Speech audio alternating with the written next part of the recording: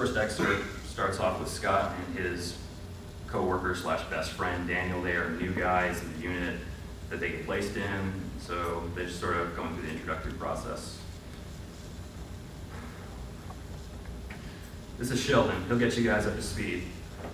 Austin stepped back into the labyrinth of work surfaces populated by spies and covered in secret documents that Scott and Daniel from this moment forth would call the office. Daniel took a few seconds to look at the three people ahead of him and planned his introduction step by step. In half as much time, Scott smiled and strolled over like he had seen them plenty of times before. "What's up, y'all?" he said before he took a seat. "I'm Scott, and that's..." He turned around as Daniel walked over, gave his name in one word, and sat. "Right. We're both freshly returned and still pretty jet lagged." Scott leaned over the table and moved his head from left to right. "So, what do we got?" "I'm Sumita," the woman said. "Tony," the large man grunted. "Yes, welcome," Sheldon responded, "to our little island of misfit counterintelligence officers." Scott laughed. Sheldon stared at him. "I wasn't saying that to be funny." Sheldon returned to his seat. "You want my advice? Transfer to something or somewhere else when you get the chance. Time spent here does damage your career in the long run."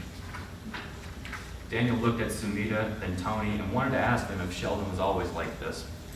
He handed Scott and Daniel files on an asset in Belarus's KGB codenamed Marksman, now suspected of being a triple agent supplying disinformation.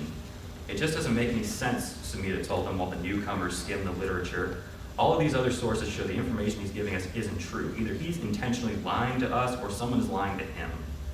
Tony shifted in his seat. "What I want to know is what our guy does during these meetings. What exactly is he saying?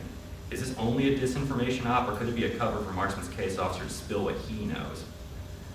"That'll be something they'll need to look into," Sheldon said. "It'd be bad enough we had to file a burn notice, everything Marksman gave us. What if we've got a mole? They have a mole. Minsk station, not us, if there is a mole." Tony's mouth hung open. You don't see this as a big deal?" Sheldon shrugged. "Potentially could be a very big deal, but even if it is, we won't be the ones resolving it. We're the pencil pushers at headquarters who send cables and polygraph people every once in a while. Even if this turns out to be a giant deal, we won't be the ones who do something cool and save the day. So I'm going to do my job, get this investigation started without unnecessarily stressing over it. Once it's out of our hands, it's never coming back." He looked down at his cheap digital watch and stood. "Before I do that, I'm going to get some coffee. Back in 10 minutes.